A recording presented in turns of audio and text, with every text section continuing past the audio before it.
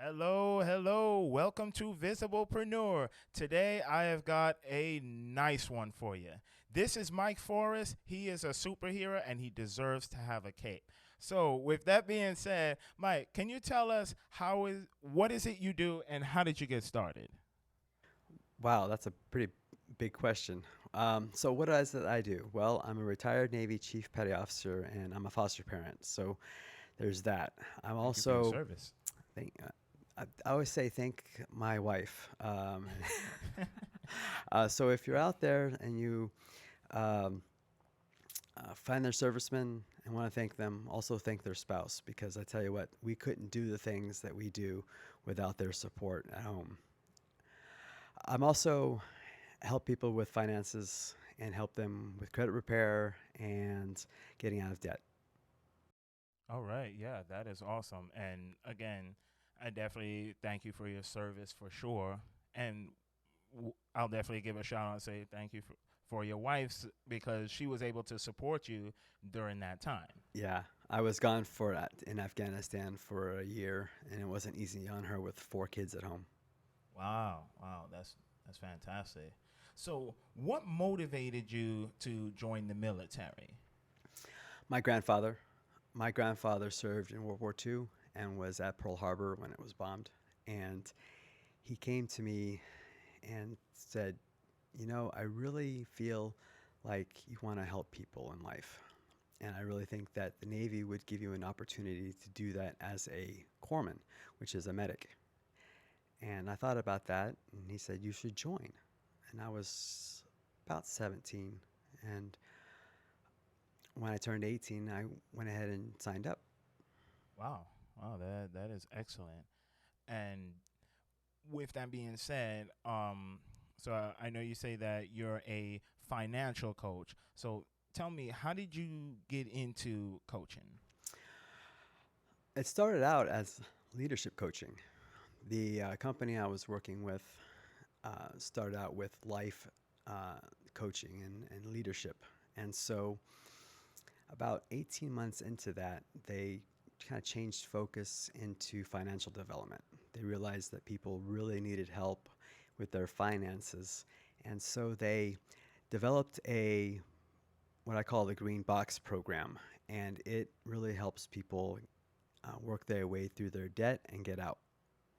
It's very similar to Dave Ramsey and what he does. Mm-hmm. Wow, that's interesting.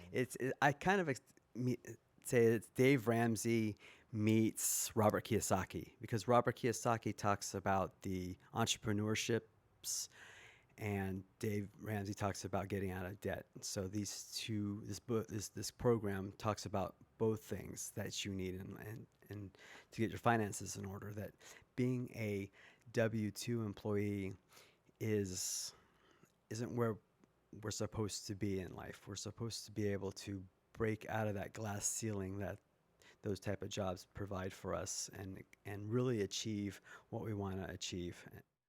Yes, agreed.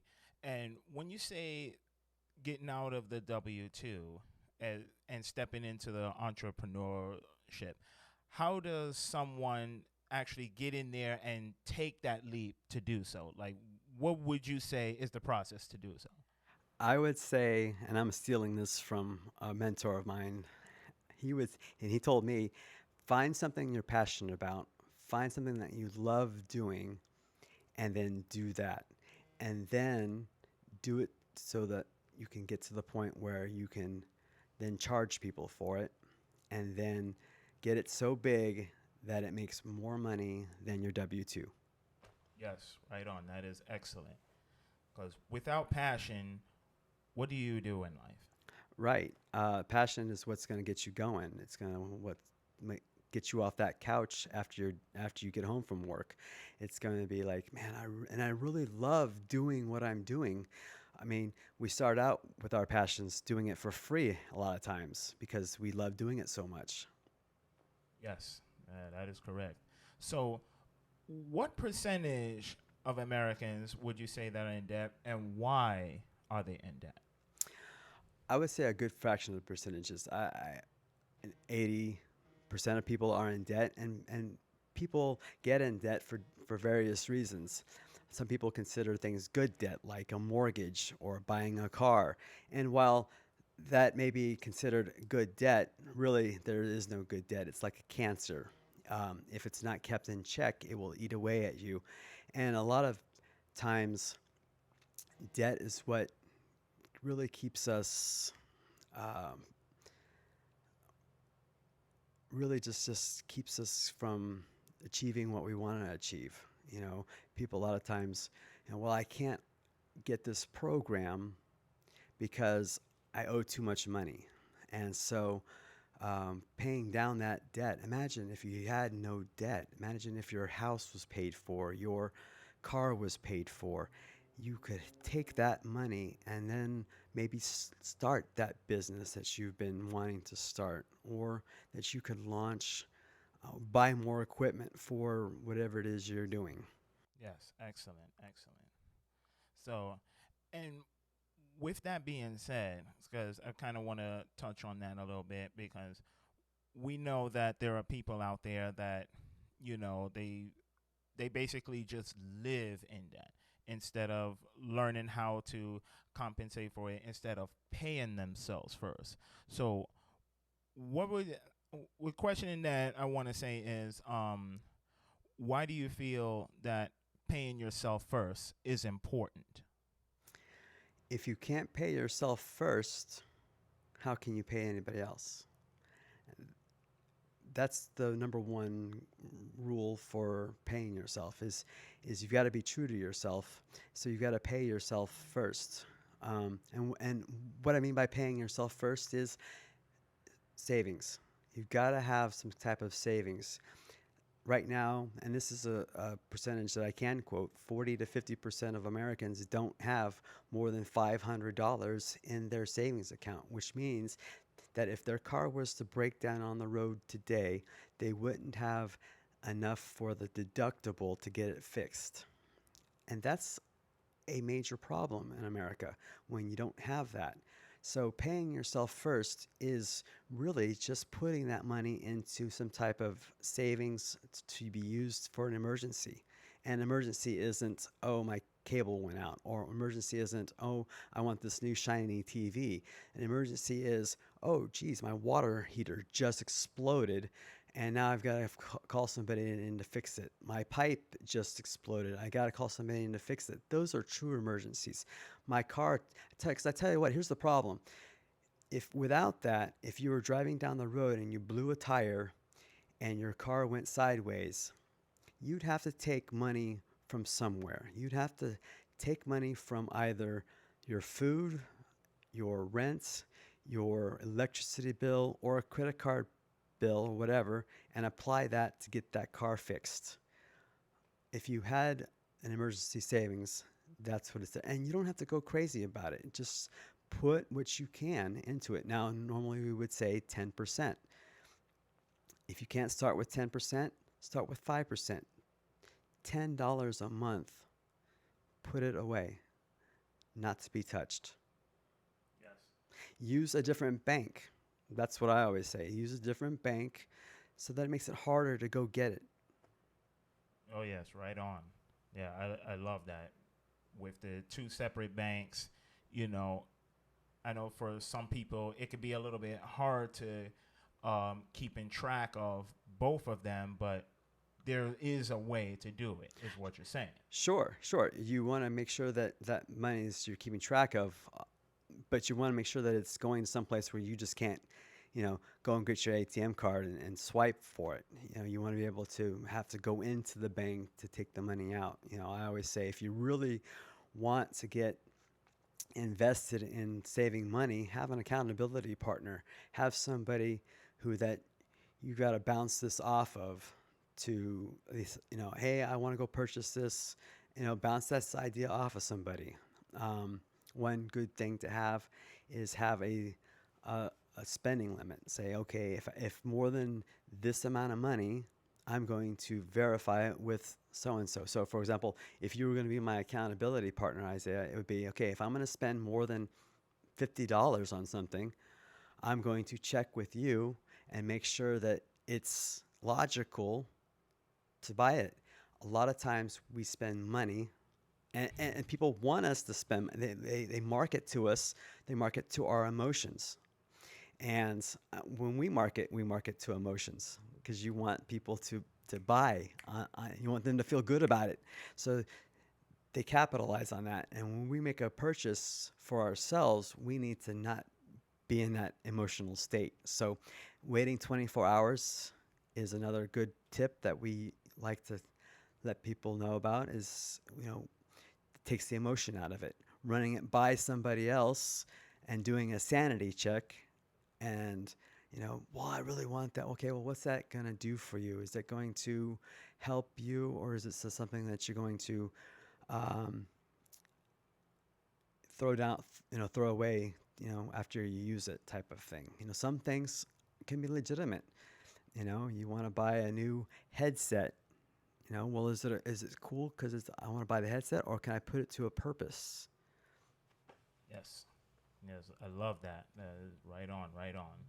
So, what drives in your business?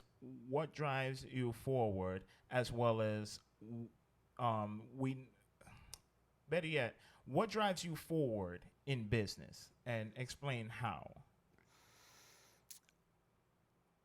I have a mantra that I do, and in it, and you think that after reciting it every day, I would have it memorized, but it goes something like this: There is someone somewhere in this city that needs my services today. My goal is to find that someone. And so that's what drives me. It because people need help with their finances. Now, nobody's going to actively want help. I mean, there are people who keep finances so close to the chest that they won't even tell that they'll tell their pastor their deepest darkest sins, but when it comes to finances, oh no, I don't want to talk about it. I just rather bury my head in the sand. Now, the people don't have that mindset that I just want to bury my head in the sand, but they'd rather ignore it, thinking that it will just go away when in fact it won't. It'll never go away.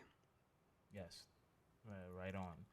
Now, as you talk about mindset, because again, it takes people some knowledge, it takes reading for them to strengthen their mindset, as well as being able to apply the change that what they need, not just in finances or business, but generally speaking. So, what was some of the things you had to do to shift your mindset into business, into life, as well as being able to spend time with your family? I tell you, one of the things that I've had to do is read. I was never a well, I always liked reading, but it was fiction. But reading self development books has really been crucial in changing that mindset. Listening to podcasts, listening to audios from experienced leadership speakers telling me, how I can change that mindset. But reading the books has really done a lot. There's a lot of good stuff in books that you can learn from. More important is putting it into action. And we always talk about having that mindset, but that's only part of the equation. The other piece that's more important is the execution of that knowledge. Otherwise, it's useless. Yes, I love it.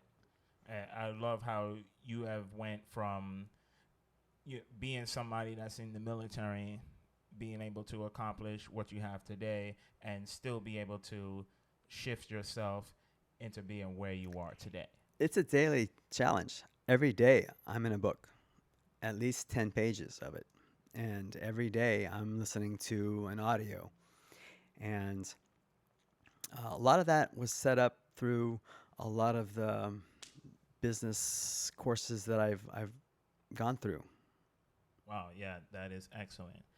So I know that we've met through networking, and I know one of the NTI was the way that how we've gotten together. So how exactly did you get started into networking?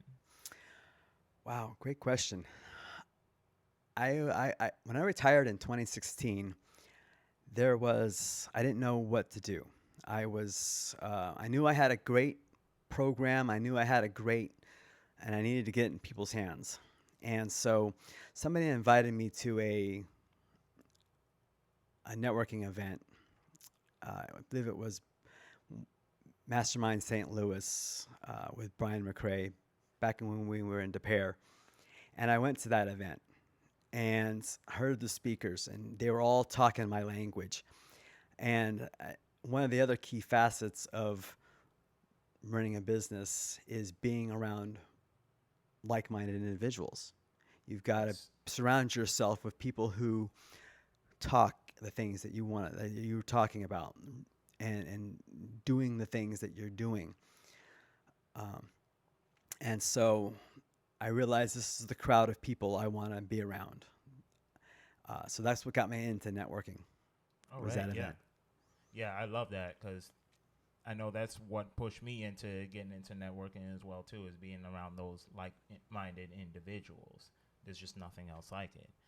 And now, so in today's world, we know money. We're kind of going back to the financial prospect a little bit. Okay. So and we know today's money. The rules have changed since 1971, and money is valued as a currency. So, what would be your advice for people to adapt to this change? So, um, man, that's a really good one. I think that a lot of times we're moving into a more digital age.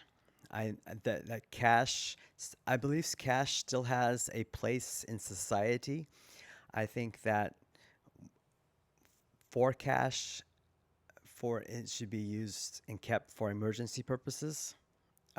Because heaven forbid a disaster happens and all of the power gets shut down and you've got no way to pay for things. Gone are the little checkbook or credit card, runners that businesses have. They're all relying upon scanning, swiping, or zapping it with your phone.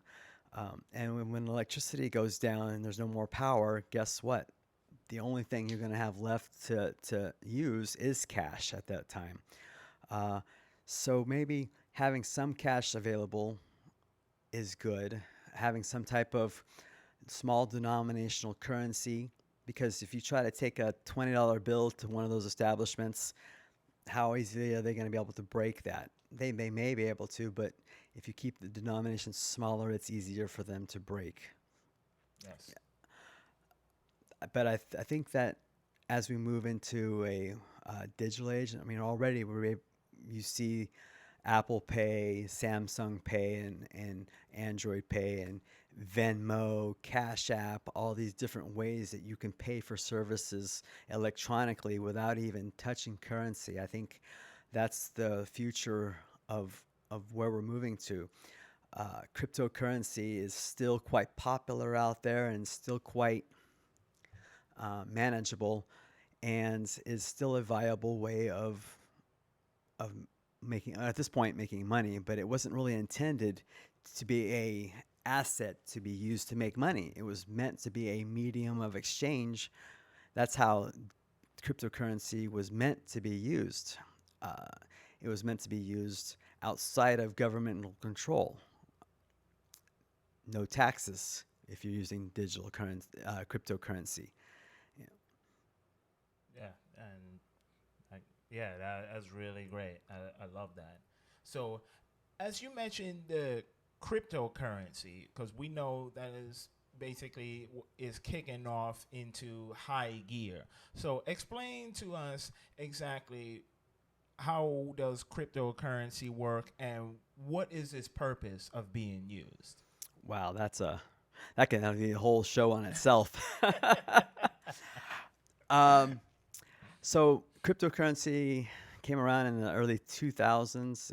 It was developed by a white paper, and all this I'm just trying to pull from memory, but it was developed from a white paper by a man who by a name who probably doesn't really exist. It's could be a moniker for somebody, but they don't know who exactly this white paper came from, they all they have is a name, and it talked about digital currency being able to be utilized as a medium of exchange to purchase things.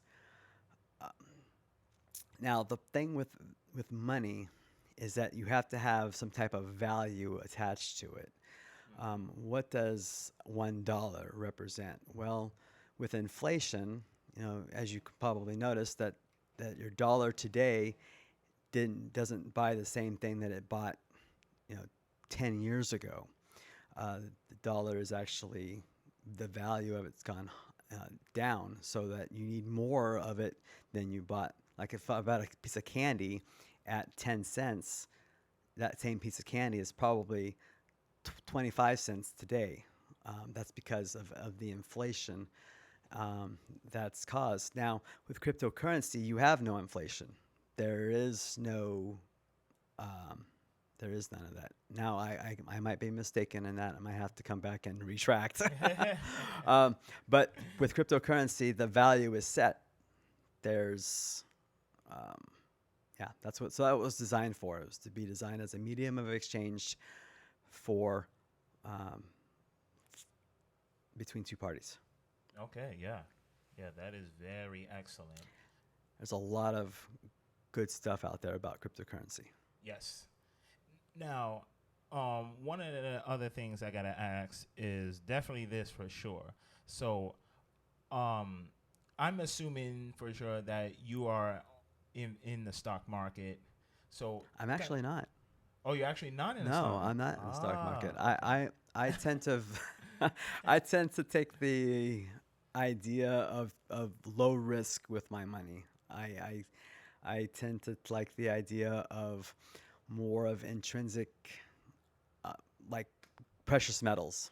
I do like, um, because that has value to me. Gold, nickel, all that stuff has a certain value, and there's a value to the market with it. A stock can, well, I mean, precious metals go up and down too as demand of the market. But for me, having that precious metal uh, is more than a because a company can go bankrupt if you have stock in that company, you just lost a tons of money. Gold can never go bankrupt. Precious metal can never go bankrupt. It's always going to have some type of value to it. So that's why so it's, for me that's low risk, um, and I don't dissuade people from going into the stock market if they want to take money high risk with their money.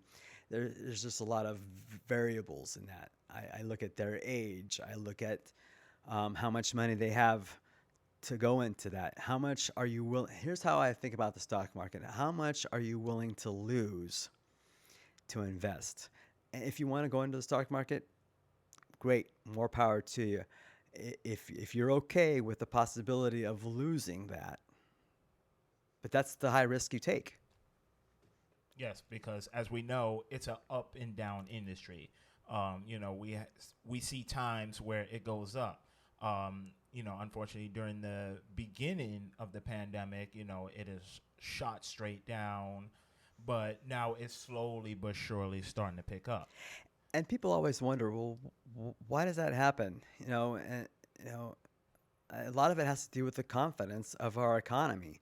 And so when something bad happens, our stock market tends to lose money because the confidence isn't there. Believe it or not, our money has no standard. It's not based on gold anymore. And so we don't have anything backing it other than the confidence of the U.S., of us, of you and me, using it. So when we lose confidence in things, that value decreases. And you see that with the stock market. Yes, definitely. All right. So last but not least, if somebody is looking to get out of debt and they want some financial coaching, how can they get in contact with you? So they can reach me through um, my Facebook page, Rescue from Debt. Uh, I my website is in the is still in the making. So, but once it's up, it will be rescuefromdebt.com. All right, awesome. All right, Mike Forrest. Well, thank you so much for allowing me to interview it. It was great knowledge to have on our show. Well, thank you for having me. I appreciate it. Oh, You know, yes. Alrighty, viewers, and that was Visiblepreneur. Remember, this is Super Debt Rescue Mike with the cape on his back. So take it easy. have a blessed day.